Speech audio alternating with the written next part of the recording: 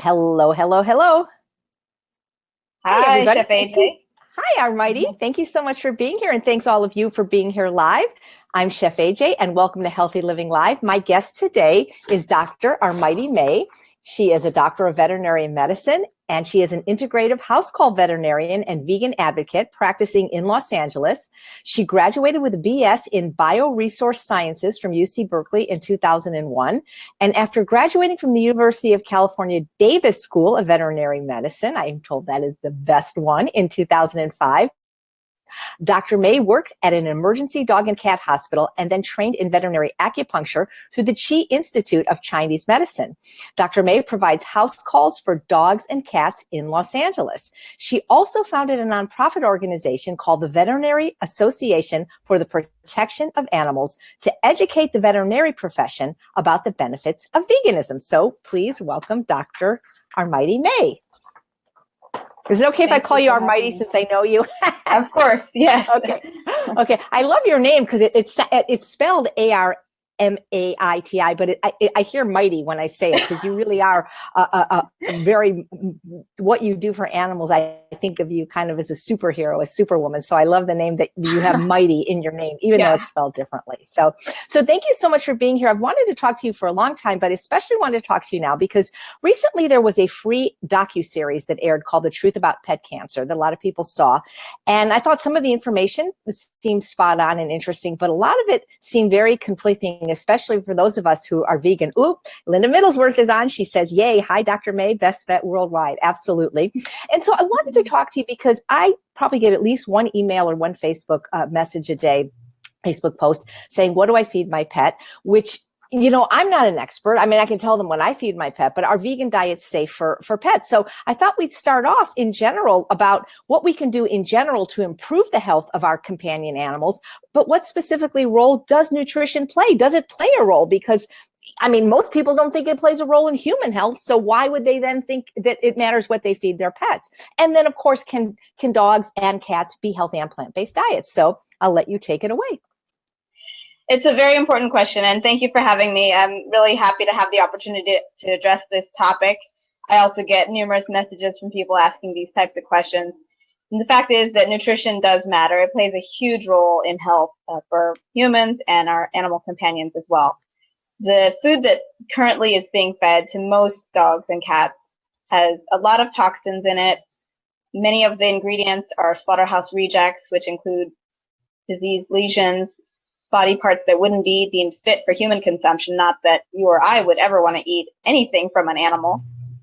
But the fact is that there are so many concerning ingredients in the conventional meat-based pet foods.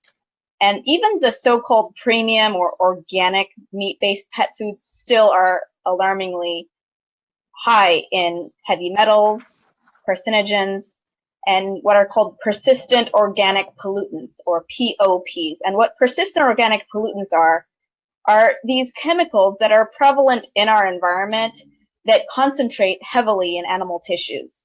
So the fact is, in the current world we live in, there are literally hundreds, if not thousands, of chemicals that are just in our environment. And these have accumulated over the years, even after things such as DDT were banned. They're still persistent in the environment, unfortunately, and they bioaccumulate up the food chain. We also have high levels of arsenic found in chicken. Arsenic has been classified as a group 1 carcinogen by the International Agency for Research on Cancer. We see high levels of mercury and various other heavy metals in seafood and other meat-based foods. So these are being consumed every single day, several times a day, by our animal companions who are eating these foods. And they are taking these chemicals into their bodies. And then we are seeing higher and higher rates of cancers and other degenerative diseases in our animal companions. So I think we need to start paying attention to their nutrition more carefully, because it's really unfortunate to have a pet be afflicted with cancer and go through all the heartbreak that goes with that, and the troubling decisions of what are you going to do? Is chemo going to work even? And chemo really is not usually a good option. surgery, sometimes it depends, radiation therapy. There are all these decisions and expenses associated with treating cancer. So what I would like to see as a veterinarian is preventing cancer from occurring through supporting health and wellness. And a big component of that is appropriate nutrition. For dogs, plant-based nutrition is an excellent option. They can thrive on plant-based diets because they're omnivores. So they don't have any nutritional requirement for meat. They can meet all their nutritional needs from plant, mineral, and synthetic sources. And there are a number of phenomenal plant-based dog foods available on the market. We have Halo that has a vegan option for dogs, VDog, an exclusively vegan company that has an excellent kibble. There are many other companies that have vegetarian or vegan formulas, such as Natural Balance, Nature's Recipe, PetGuard, that are available in regular pet store outlets. You can buy online Benevo and Evolution from Benevo.com and PetFoodShop.com, OmniDog. So more and more companies are coming out with plant-based formulas because they're realizing that there is a demand for superior nutrition. And of course, people don't want to have to contribute to the slaughter of other sentient beings to feed their own animals, which makes total sense.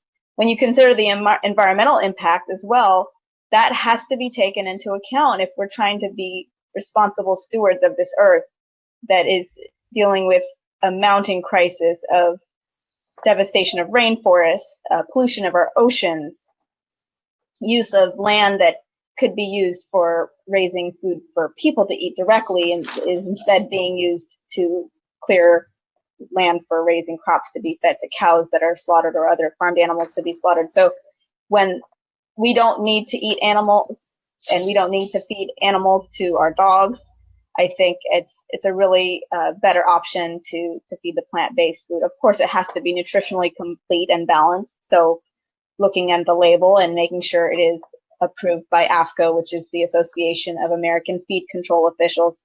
That's the oversight body that ensures the adequate nutrient profile for the foods that are given. And looking at, what the ingredients are and seeing if it's something that is suitable for your dog. I mean, some dogs have allergies to meat protein too, and we're seeing a lot of allergies in dogs in the form of itching, scratching, biting, licking, chewing that is a quality of life issue. So a lot of dogs are allergic to beef and chicken, and by simply switching them over to a nutritionally complete plant-based diet, a lot of those problems can be alleviated as well. That's terrific. Thank you. So, excuse me. So someone, Raquel is saying she needs healthy options, homemade if possible, for her cats. So, I mean, is it possible to make your own dog food for your companion animal, for a dog or a cat?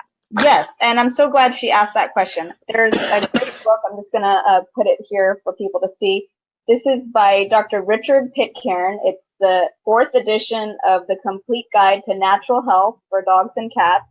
You can purchase it on Amazon, and it's a really valuable resource that has a lot of great information about the toxins in meat-based foods, as well as recipes that you can make for your dog or cat at home from natural organic ingredients. So if you have the time to cook, that is the best option without a doubt. Of course, making sure it is complete and balanced, but it doesn't mean that it has to be all or nothing. So, I mean, a lot of people are very busy and may not have time to cook, but if they at least have that some of the time, I think that's great.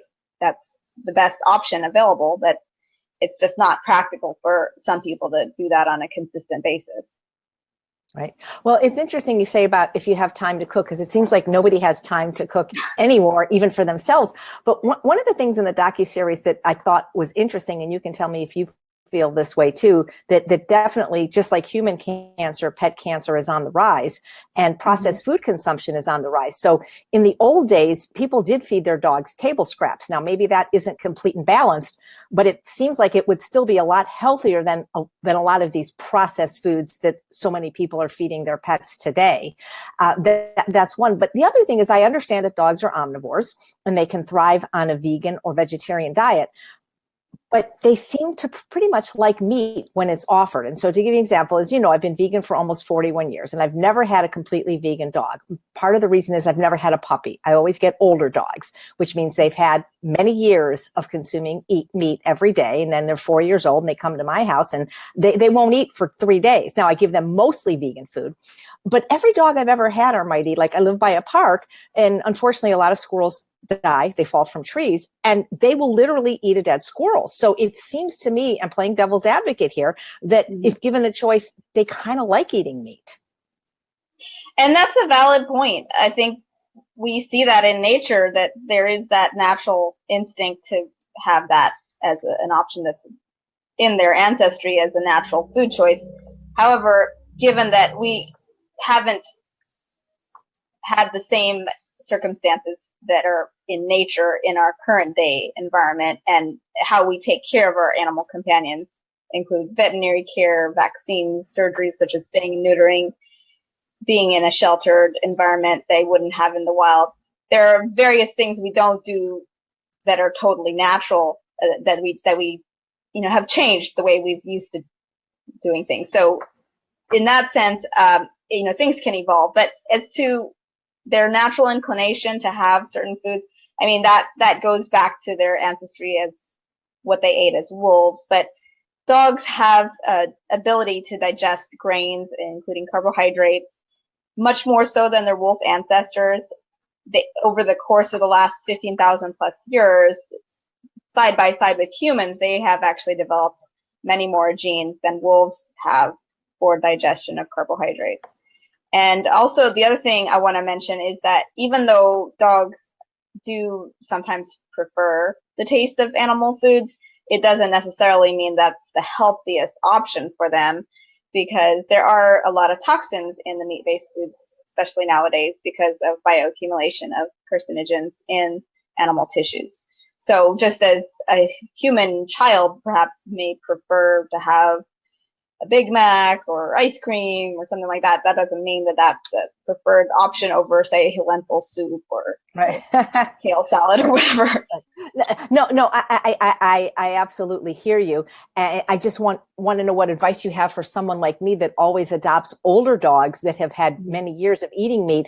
I mean, should I force my dog to be vegan and just wait? I mean, because literally she's only 14 pounds and she went 3 days with eating nothing. And I offered her V-Dog, I offered her the Halo, like you say. And of course I cook things. And it's not that she won't eat plant-based food. She eats what we eat. She eats sweet potatoes, she eats brown rice, she eats quinoa, she eats cooked vegetables. So she will eat that. But if I don't put like 2 tablespoons a day, just even a little bit, it's like she won't eat. And so I feel as like terrible as an ethical vegan that I'm doing this, but it also, as a pet parent, it breaks my heart when I see my child not eat. So do you have any advice to us adoptees of older pets? Yeah, that's a good point. Well, it is a tricky situation, and I acknowledge that it's not easy to transition every single dog necessarily. I think gradually transitioning and also mixing in a little bit of what they like to have is a good idea to get them to eat it, and then gradually,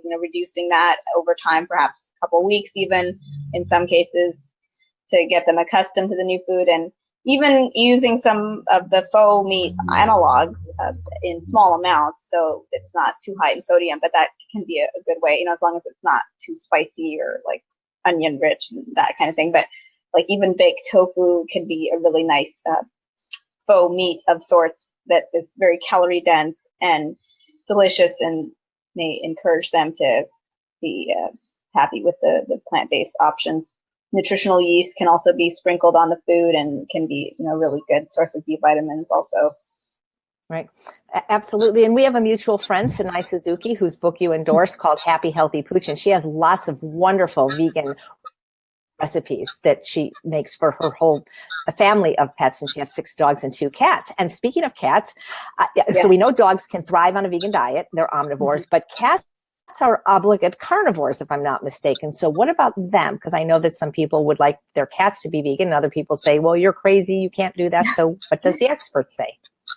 Yeah, so cats are considered obligate carnivores. However, as long as their nutrient requirements are met, which can be achieved through plant, mineral, and synthetic sources, and they eat the food and their health is maintained and their weight is maintained if they're an appropriate weight, then it's all right. In fact, they can thrive on plant-based diets as well.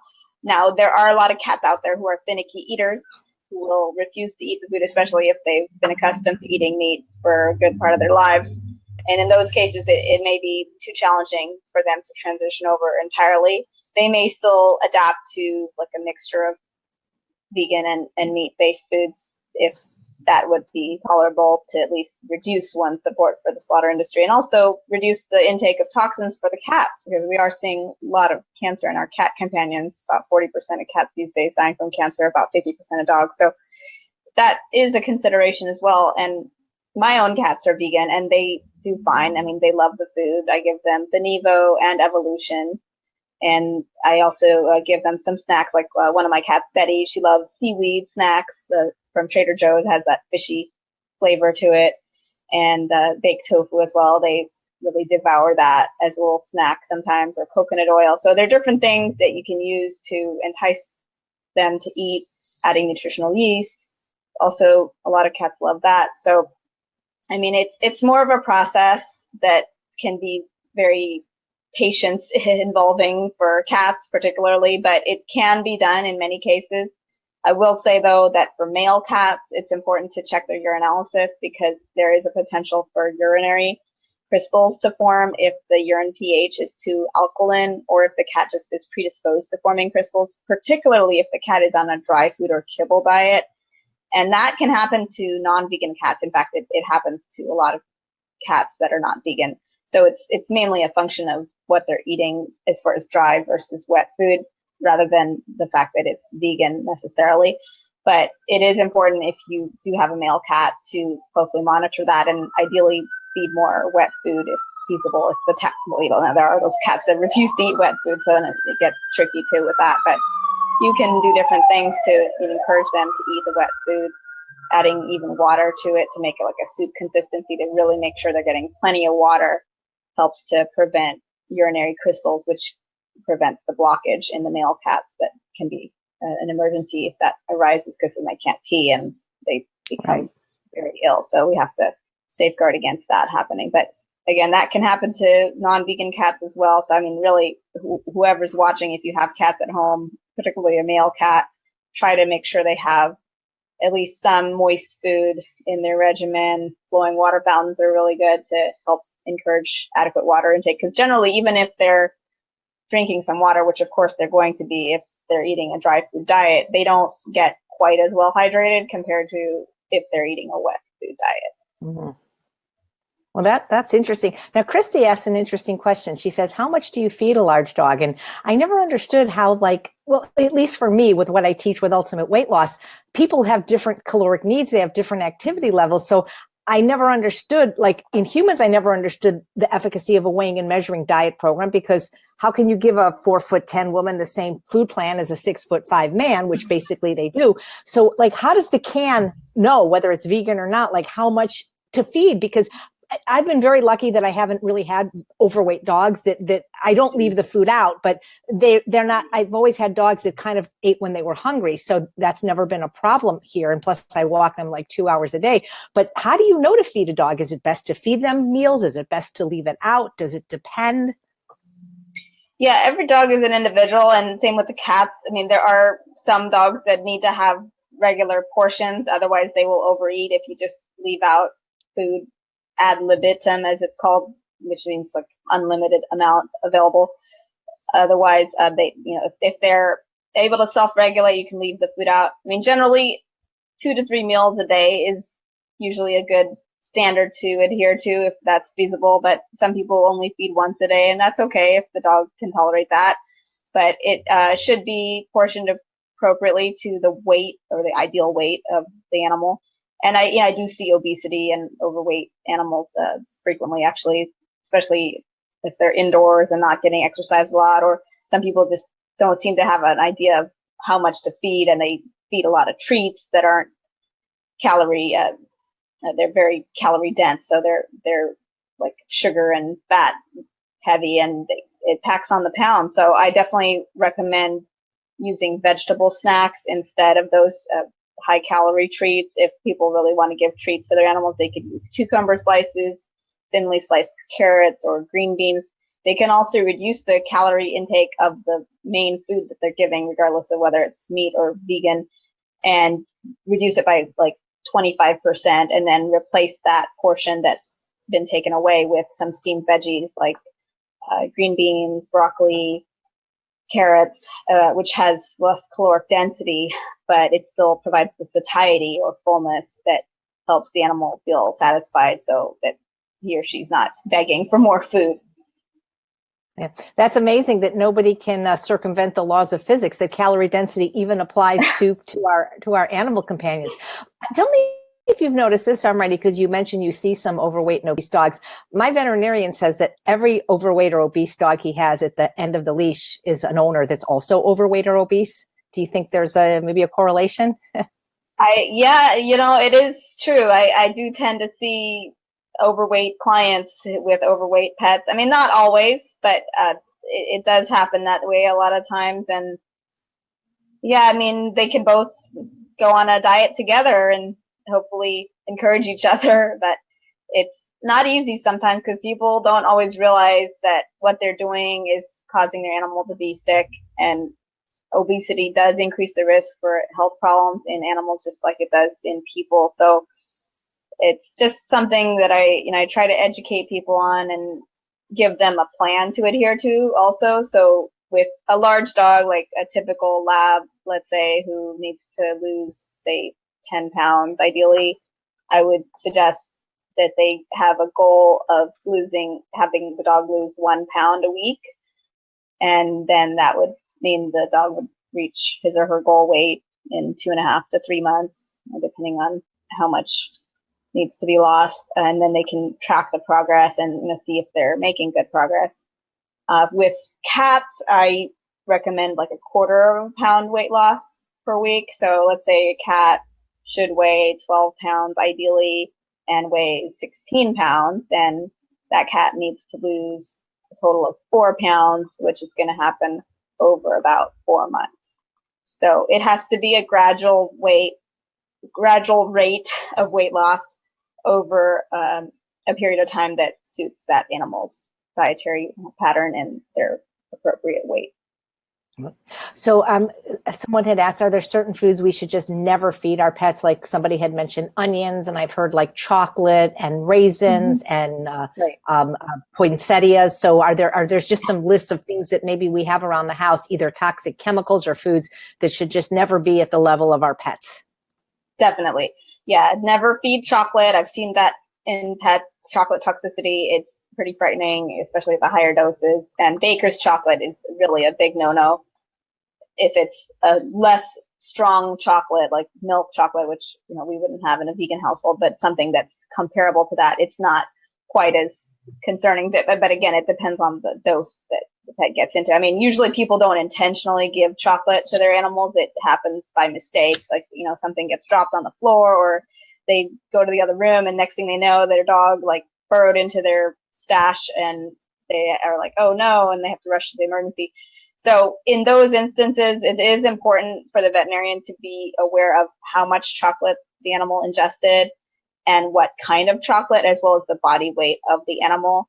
And those 3 pieces of information are really important to be able to assess the severity of the chocolate ingestion, because it can be anywhere from minor gastrointestinal upset, some vomiting and diarrhea, which may resolve on its own, all the way up to seizures and elevated heart rate and other stuff that we don't want to have happen, and ultimately even death. Hopefully not, but if action is taken promptly enough in those instances and vomiting is induced, then the animal can be saved. But it is, like I said, important to know and let the veterinarian know if something like that happens by mistake, how much chocolate, what kind of chocolate, and the body weight of the animal. And then your vet can make a determination of how much action needs to be taken and how quickly to save that animal's life. So getting into the other foods that are to be avoided, xylitol is it's a alternative sweetener. that can cause liver disease. We don't want to give that to, sometimes peanut butter has xylitol in it, which we give peanut butter frequently as treats or to help with giving medications to pets. So make sure that it does not have xylitol in it. Also, marijuana, I mean, I hate to bring it up, but I mean, it's one of those things that happens. I mean, I've seen people drop things on the ground, or they, report having had that happen, and then the animal gets into it and they get stoned and dribbling urine, feeling out of it, and they have to be hospitalized on IV fluids, or sometimes it just takes a few days for them to overcome that and they get over it. But things like that can happen. Medications, even people maybe giving one medication to one animal in the household, thinking, okay, that's that dog's medication. But then if the other dog who's smaller gets into that dog's medication, that could have negative consequences. So be aware of those things. As far as other foods, yeah, you mentioned onions. Don't give onions; those can cause anemia. Also, don't give raisins or grapes. Those have been implicated in some kidney disease cases. And also with rising dough, better to avoid that. Not that they would be fed that necessarily, but it's more the type of thing they might get into when you're not paying attention or leaving something on the counter. Some dogs and even some cats actually love bread for some reason.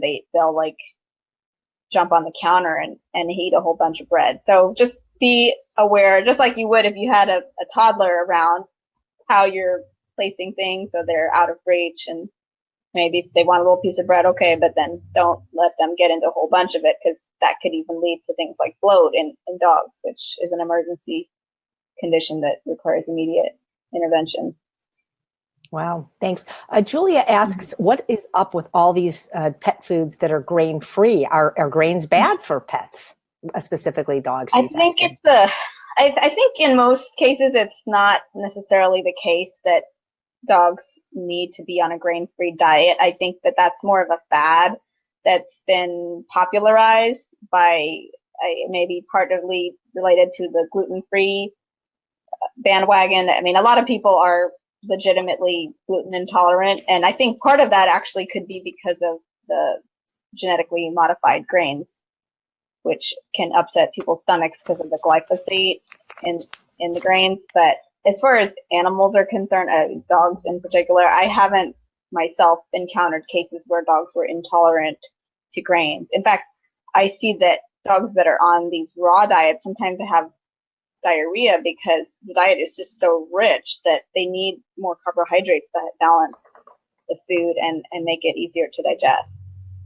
Well, thank you. So let's switch gears for a minute about vaccinations. One of the things that I felt was a valid point in the docuseries, because I've seen this with humans too. And again, I'm not saying I'm pro or con vaccine, because I'm somebody that volunteers at the hospital with pet therapy. I don't really have a choice. If I don't vaccinate my pet, I don't get to volunteer. But what I don't understand, they do this with humans too, is how can they give the same vaccine to a 2-pound Chihuahua as they do to like a 160-pound Mastiff? It doesn't make sense to me, because whether you're having anesthesia or medication, they change the dose. So how do you feel about vaccines in general? Are they really necessary? And if they are, why are they giving the same dose to every size pet? Yeah, vaccines are something that have a purpose in protecting against disease, but I think they also are overused in many cases and don't need to be used in as many cases as they are. In fact, I think a lot of the diseases that animals are getting nowadays, including some of the cancers, could be because of over-vaccination in part, especially autoimmune diseases. So whenever I'm counseling clients about what vaccines to give, I explain to them that they have the option after a kitten or a puppy receives his or her initial series of vaccines. They do have the option to run a titer test, which is a blood test that actually measures antibody levels to the viruses that the vaccine is supposed to protect against. And I think that's a good option because it empowers the client to have quantitative data to let them know if the immune system of that animal has responded to the initial vaccine that was given. There are some pets that do not respond to vaccines. Most of them do, but having that blood test and showing that it has adequate antibody levels means that then there's less of a impetus to continue to vaccinate when that animal's immune system has already shown that there is sufficient antibody response to the initial vaccine or vaccines that had been given. Now, as far as the difference between small dogs like Chihuahuas versus big Great Dane or Mastiff, it's a controversial question, but my understanding is that the vaccines are infused with more antigen than would be needed for a small dog to account for the need for the larger dogs, and for the shelf life of the vaccines being a longer period to allow it to be used before the batch expires, which would mean that some of those antigens would attenuate or lose their efficacy over time. So they're trying to pack as much of that antigenic stimulation into the vaccine vial to still make it, quote unquote, effective for the duration that it's expected to be still used for. And I mean, we run into issues in the human side too. I mean, I know this interview is mainly about animal vaccines and health issues, but there's a huge concern of the mercury toxicity in flu shots that people get. I don't recommend flu shots for people or for dogs for that matter. I think that a lot of the vaccines are promoted more for reasons of financial profit by the vaccine manufacturers rather than a true concern for the health of the patients involved.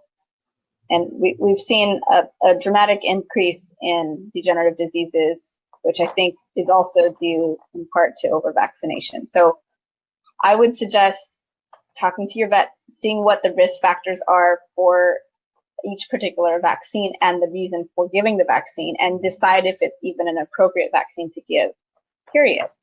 Not just give every vaccine because you think that it might be necessary, when in fact it, probably in many cases is not necessary unless it's a core vaccine. So for dogs, the distemper parvo vaccine is a standard vaccine that protects against distemper and parvo, which are viral diseases, but it doesn't have to be given every year. In fact, over 10 years ago, the American Animal Hospital Association updated their protocol to make it every 3 years. And since then, more vets are learning about this, and they've spaced them out even farther in some instances, particularly with older dogs, and are more running tighter tests. Now, with the rabies vaccine requirement, that is a legal requirement, and it protects against rabies vaccine, that protects against rabies, which is a very serious and potentially fatal disease if someone is bitten by a rabid dog, or if a dog is bitten by a rabid raccoon or some other wild animal who has rabies. But that fear and public health threat, while it is a possibility, it's really exceedingly uncommon in the United States anyway for something like that to happen. The most common scenario in the United States of someone developing rabies has to do with a bat biting a human in a cabin, that the bat has rabies, and people wouldn't even notice that they've been bitten. They might even be bitten in their sleep in a cabin by a rabid bat. But for dogs that are in the city that aren't interacting with wildlife, I mean, the risk of exposure is just very, very minimal. But on the other hand, from a legal standpoint, if that dog were to bite someone, and if he became scared or suddenly was in pain, or someone stepped on his tail accidentally, he could bite someone. I mean, even the most well-behaved dog has the potential to bite someone and break the skin. And if that dog isn't current on his rabies vaccine, that can lead to a whole sequence of problems, quarantining, and potentially even the dog could be euthanized. So we don't want to have that happen. And nowadays there is a movement led by Dr. John Robb with Protect the Pets to run titer testing for the rabies vaccine as well. And I do offer that to my clients. That is appropriate if the dog has already received at least 1 or 2 rabies vaccines. However, it is still unknown whether the authorities will recognize that. And the titer gives a quantitative numeric value of the amount of protection the dog has against the rabies virus. However, it's still not the same thing as actually having received the vaccine. So that's a conversation that's continuing to evolve in the veterinary community. And I am hoping that the laws will catch up with science in the near future. I think it has to take a community of people who care about this issue, who are activists, who talk to their city council members and their representatives, and make this issue center in the legal sphere to get the laws to change, to make it not every 3 years that it's required, but at least space it out to every 5 years or maybe even every 7 years. There's Dr. Jean Dodds, who's doing research about the long-lasting duration of immunity of the rabies vaccines, and I think her work is very important to advance this conversation as well. So it takes people doing their homework, doing the due diligence, understanding the risks involved, and again, taking action in their community to make this a better issue that's resolved appropriately for our animal companions. Wow. Thank you so much. And Tammy Beth wants to know what your thoughts are on heartworm medication, tick medication, flea medication, if it's something you would recommend, and if so, topical or oral. So for heartworm disease, I actually don't see very much heartworm disease actually at all here in Los Angeles where I practice. I guess I'm lucky in that respect because we don't really have many mosquitoes, which is a good thing since the mosquitoes are the transmitting factor for heartworm disease.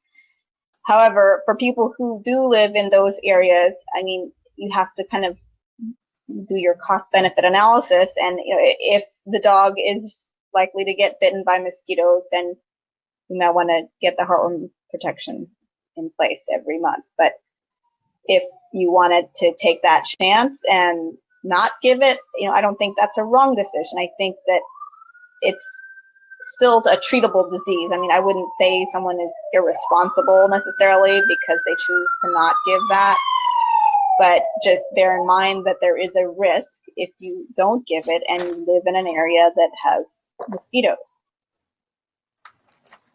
I mean, it can be treated is what I'm saying. So obviously it's not ideal to get the heartworm disease, but it's also essentially not ideal to have the medication in their system for years on end. So it is kind of a balancing act with that. And I mean, I've seen dogs in other areas where I've done volunteer work with like the Humane Society Veterinary Medical Association up in Northern California at one of the Native American reservations we volunteered at. We did see a number of dogs who had mild heartworm disease, but they were still handling it all right. I mean, they weren't on death's door or anything. They were just maybe a little slower or not as apt to exercise, or maybe some coughing sometimes, depending on the severity. And then they could be treated using the same medication that's used to prevent heartworm disease, actually. But there is also a more invasive treatment involving an injection that's actually quite expensive and can have negative side effects, but that's reserved for more severe cases. So it just depends on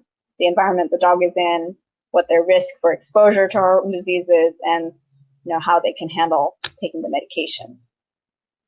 Great. And what about fleas and ticks? Prophylactic prevention? With fleas, yeah, I do prescribe Comfortis for flea prevention. We do see fleas here in LA, and that's something that most of my patients tolerate just fine. I mean, it is important to take it on a full meal so it's absorbed properly and to help prevent vomiting. But if they don't want to do the Comfortis and they want something natural, I mean, there's diatomaceous earth, which is a white powdery substance that actually comes from the diatoms from the ocean, and it's sprinkled on the hair coat of the animal as well as on the carpeting in the home, and then it can be vacuumed up from the carpet within about 24 to 48 hours. But you just want to be careful when you're using diatomaceous earth that the particles don't billow up into a dust cloud, so it's not causing irritation to the airways, but it is safe to ingest. So if the dog or cat licks it off the paw or something like that, that's not a problem. Right. And what about ticks? Well, I mean, with ticks, it is a little trickier because I think it's harder to find something natural that would alleviate that. But if they don't want to do the conventional NexGard, as commonly used chewable tablet to safeguard against both fleas and ticks. If they're hiking and so forth, then they can do just the manual combing through after the hike and looking for the ticks. As long as you pick them off within 24 hours, there's really very minimal risk of transmission of the disease, such as Lyme's disease, that would be more of a concern, more with certain types of ticks, and then if they're on for a longer than 24-hour period. But I would say, if they just want to go completely natural, then they just have to be very diligent about picking out the ticks. If they have a short-haired dog, it's easier to do than if you have a long-haired dog. But because with like a fine-tooth flea comb, even one can just pick out the ticks and make sure you take the head parts, the mouth parts off in addition, because you don't want to leave those behind. So you need to get one of those little tweezers that's specially designed for picking the ticks off. Okay, thanks. But aren't we killing the tick when we do that? I mean, as an ethical vegan, of course I'm going to protect my dog first, but there doesn't seem to be easy answers to some of these questions, Well, I have to tell you, as a veterinarian, I don't treat ticks or fleas. Well, because who would pay? They are not my patients. I'm sorry. No offense. Okay. That's good. I'm glad you have a sense of humor. Heather asked if you could tell us how to spell Comfortis, the medicine you recommended for flea. Could you please spell it? COMFORTIS. You spelled it correct, Heather. Oh, Tammy Beth is saying, what about essential oils as a repellent for fleas? I know they can work for humans.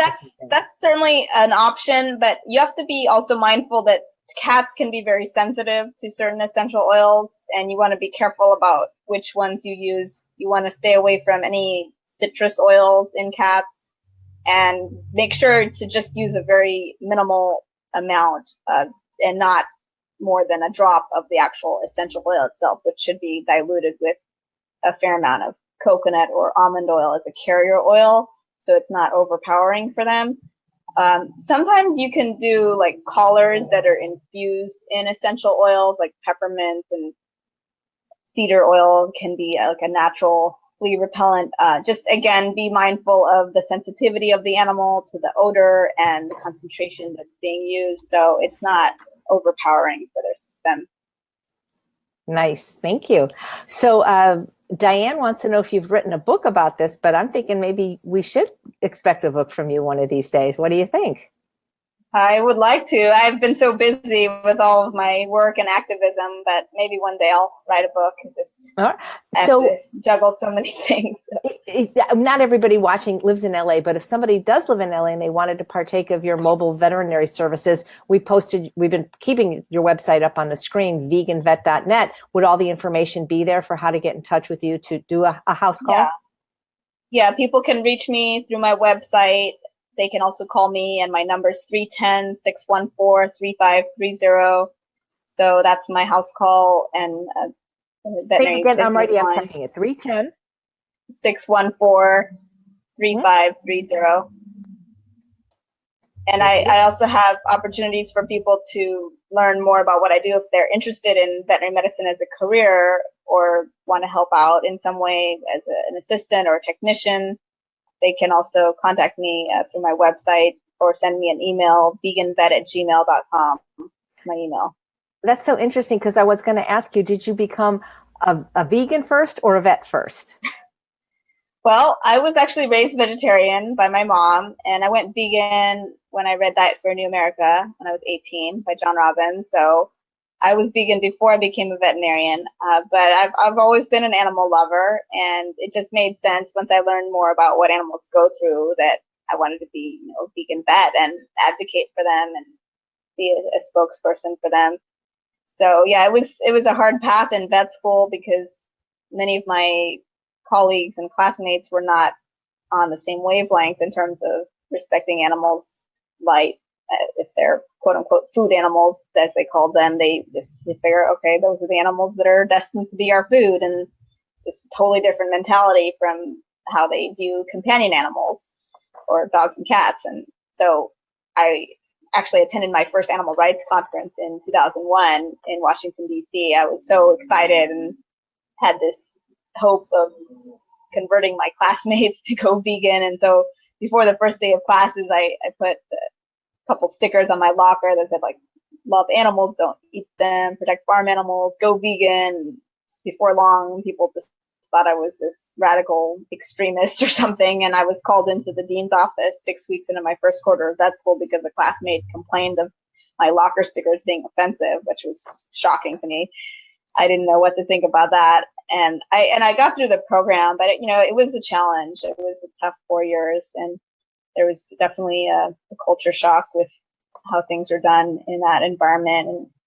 But there were some vegetarians in my class, not very many vegans. So I was one of the few outspoken ones, and I helped to coordinate a surgery training wet lab using ethical source cadavers, meaning cadavers of dogs and cats whose guardians donated them after they were euthanized for humane medical reasons or died of natural causes. And those cadavers were used for training students in surgical skills in a wet lab, which is like a training experience, hands-on, that was taught by a veterinary surgeon.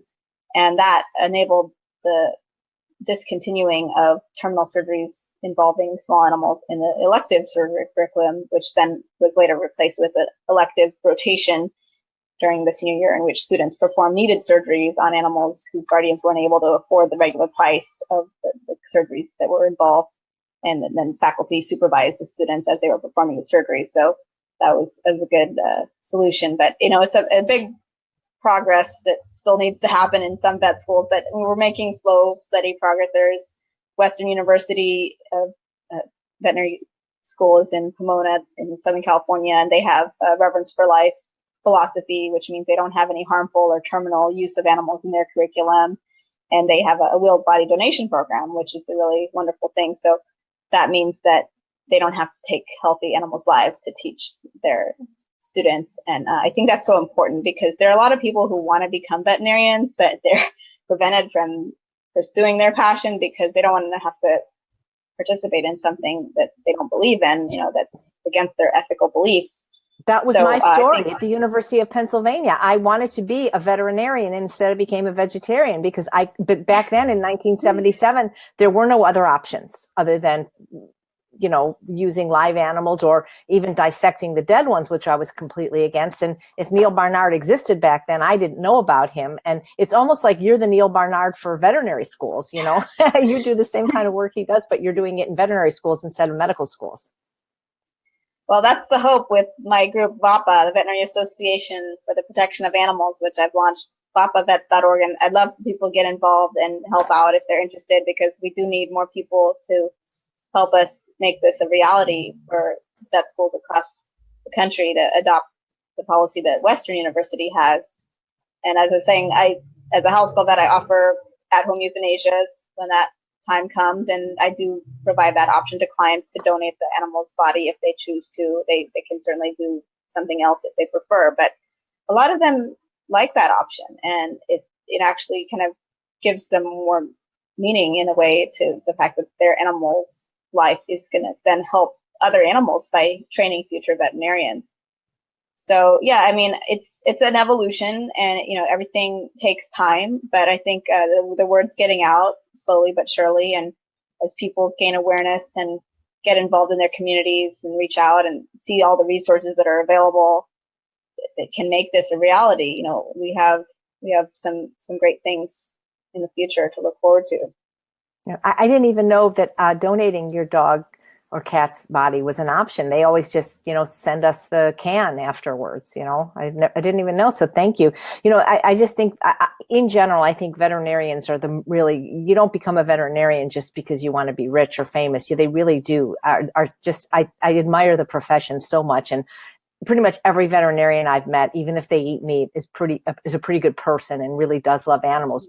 There have been 2 veterinarians I've known that were hunters, which I thought was really curious because it's like you spend your days kind of sewing them up like that. Like one of their patients was a deer with a broken leg and they operated, but then they go out and shoot another deer. So that I don't get, but one of the things I want to talk about, and if I could affect one change. Now, you've been vegan a long time, I've been vegan a long time, and probably in our lifetime, we're not going to get everybody to go vegan, probably not even most people to go vegan. And I understand that there's people that believe they need to eat animals or they like to eat animals and it's legal and that's their right. So But one of the things that's always bothered me is the fact that you could get a dog or a cat or any, bunny or whatever, and just one day decide, I don't want it, and take it to these death chambers that we know of as animal shelters, because not all of them are no kill. A lot of them are kill. And I don't know what the statistics are now. I remember in college, I had a public access television show on cable called Pet Talk, where I interviewed people in rescue, veterinarians, things like that. And this was almost 30 years ago, and it was 1,000 dogs and cats in LA 30 years ago were being put to death. And so the national figures have to be more staggering. And I remember, one time, the lady, she brought her dog to the shelter. I understand there's certain extenuating circumstances, victims of floods or fires. And, I don't want to judge everybody that turns their pet in. People get sick, they die. But this lady, she brought her dog to the shelter. Nothing wrong with it, because she got a new color carpet and the dog didn't match the carpet anymore. And I'm not kidding you about this. And I just, like, there are people that are never going to go vegan, but they still care about this issue. A lot of them are celebrities, by the way. So what can we do so I guess my question is, what are your thoughts on spaying and neutering? I don't want people to think I don't like purebreds. I love all pets, but as somebody that's always had a mutt, and they seem to be healthier, they're more, I think they're more unique. I think what can we do to get people to just stop buying dogs? Because even if you want a purebred, you can get it at a rescue. So how can we get these people to just quit buying purebred puppies and start adopting the pets that already exist? And how can we change laws so that, to me, it should almost be illegal to turn your pet in unless there's a really good reason, like you're dying, So what are your thoughts on that? Yeah, it's definitely a big problem, and I echo your concerns in all those areas. I think it needs to be worked on from a legislative angle for sure. People need to be incentivized to keep their animals, to spay and neuter.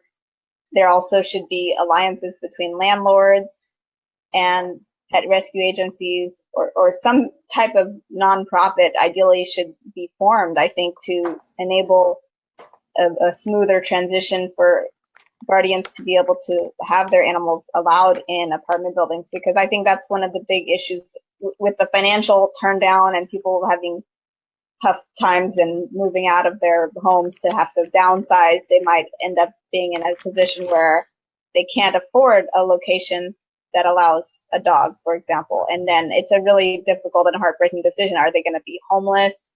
Not everyone is faced with that type of dilemma exactly, but the point is that we want to make it so that people are not stuck in these difficult situations. So how can we incentivize landlords to allow animals? If barking is an issue or whatever the problem is, how can that be mitigated? What can be done to empower guardians of animals to take better care of their pets so they don't make as much of a disturbance? If there are needs for walking, what can be done in the community for people to share duties, perhaps trading time and services when people are out of town, they can help each other out. That's what community is for, is to help each other out when these problems arise. So, yeah. It's a multifactorial issue, and I do believe that raising awareness about rescuing and mutts are wonderful dogs and cats. They are a lot healthier than the purebred animals, in fact. And I've seen so many times where people spend loads of money on veterinary bills, taking their purebred animals in and needing procedures even. Bulldogs actually sometimes need these surgical procedures just to help them breathe better, which is just astounding to me that people continue to buy a purebred bulldog knowing that they have all these issues. And a lot of times they don't know. And I've seen bulldogs that have suffered tremendously, including from conditions such as heat stroke, even on just a moderately hot day, because their airways are just not designed to be able to handle thermoregulation the way a normal dog who's got a normal shaped nose can handle. So yeah, it's a big issue. I think as much as we can do to encourage legislators to make the right decisions about spaying and neutering, putting moratoriums on breeding, I would be in support of there's a great organization, Social Compassion and Legislation, led by Judy Mancuso, that has made some really groundbreaking laws here in California. And there's more being done, but it requires people to educate their friends and family too, and remove that stigma associated with a rescue. Sometimes people think that, oh, like if I get a brand new puppy, they're just going to be this wonderful dog and everything's going to be great. But what they don't realize is that, first of all, raising a puppy takes a lot of work. It's a big time commitment. You have to train the puppy. You have to make sure they're taken care of. I mean, they're so high energy, they need a lot of care. Whereas you could adopt an older dog from the shelter, and who knows how that dog ended up there. Like we mentioned earlier, maybe someone fell on hard times and couldn't keep the dog any longer. Maybe someone passed away or has an illness, they can't take care of the animal. Or maybe the dog has a behavior issue. That is certainly a possibility. But a lot of times it's just people are too busy. Maybe they're going through a divorce. They got all this stuff going on in their lives, and they just don't have the time and energy to take care of this precious sentient being. So they just dump them at the shelter, which is heartbreaking. But that doesn't mean that they're not worthy of another wonderful home out there waiting to take them in. So I think just like dispelling that idea that somehow purebreds are superior, is going to be key to shifting this and helping people keep their animals in their homes, or at least find good homes for them. Great. Jennifer was asking about the website, but it is VAPAVETS, VAPAVETS.org. Jennifer, I just got on it with my phone. So yeah.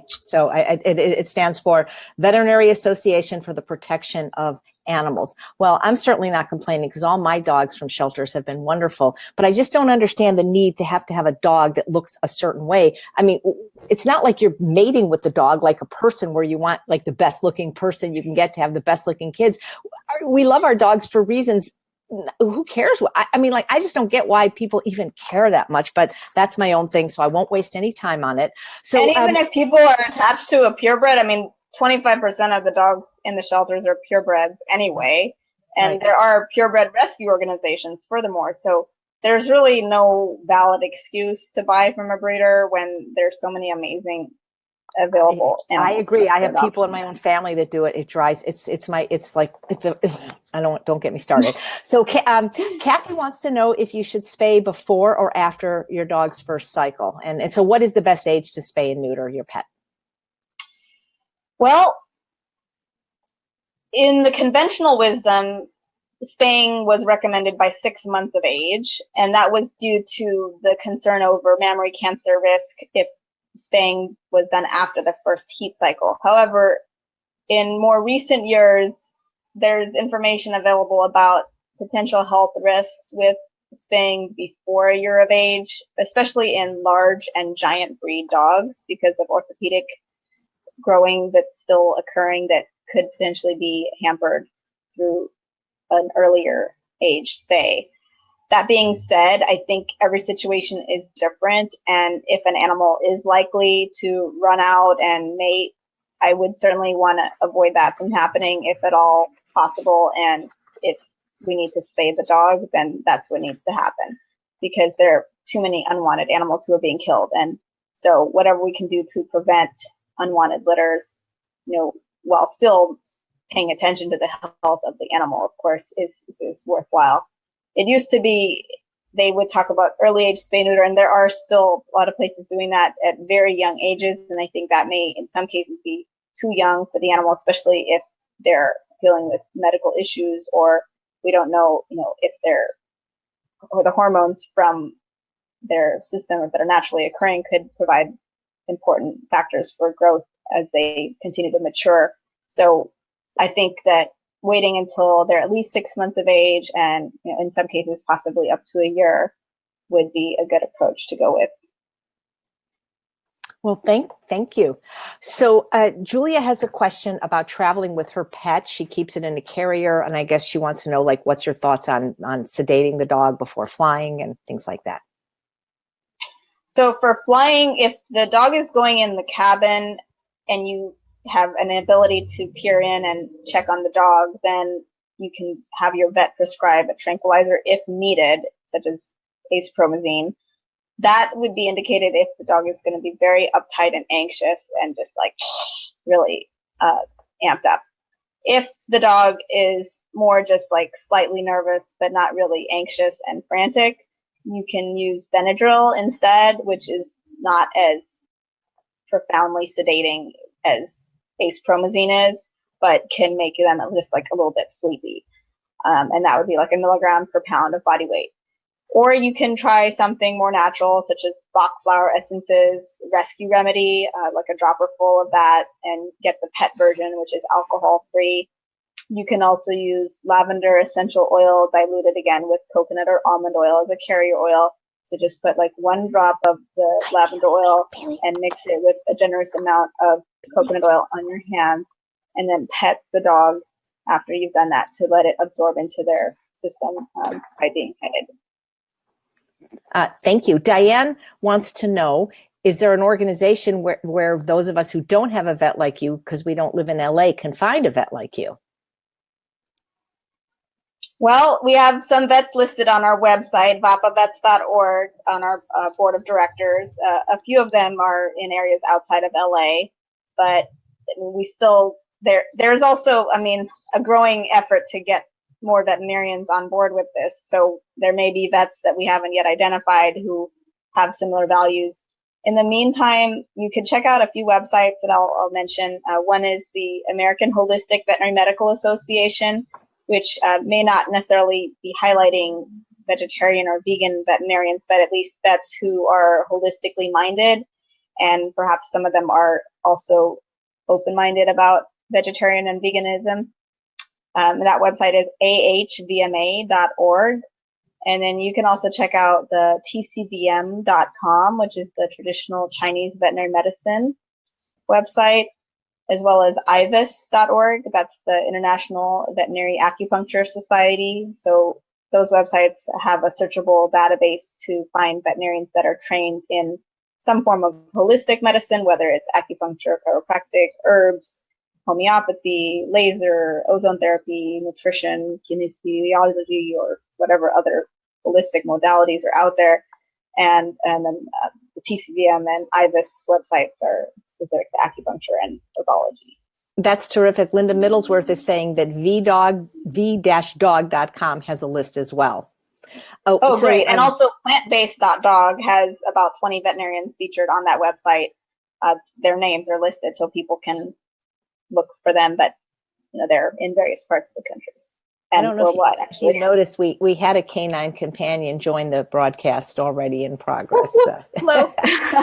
So Shirley wants to know about greenies for dogs' teeth, and I think they even have greenies for cats now. I buy a vegan brand of greenies called Whimsies. Whimsies, yeah, those are good. Yeah, I mean there are various brands out there that are good for their teeth. Greenies can be used. Whimsies are more plant derived, so that's good. They breath bones from V-Dog also. V-Dog. We love V-Dog. Yes, and there's a great product by Healthy Mouth, healthymouth.com, that you can put in the drinking water to help prevent plaque from building up. Right. Also, brushing the teeth using coconut oil is really good to just get rid of that plaque before it turns into tartar. And how do you brush the teeth with coconut oil? Yeah. Cool.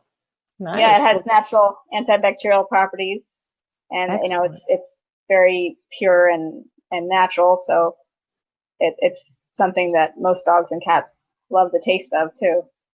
Right. And you can get different products that plaque off, which is a seaweed-based product that enzymatically breaks down the plaque. You can sprinkle that on the food, and that helps too. So there's a variety of things that can help with the dental hygiene. Well, I've just enjoyed talking to you so much because pets in general, but dogs especially are just my favorite thing. So I've learned so much, and so did everyone else. So the last question is I think we need to have a fundraiser for Vapa Vets, but so we could support your work. How can the people watching support your work? And are there any upcoming events that you're participating in that we can see you at? Because I know you were very active at Toastmasters at one time. Yeah, vegan Toastmaster. Yeah, that's my phone. No, it's okay. I just want to make sure it wasn't something I was doing.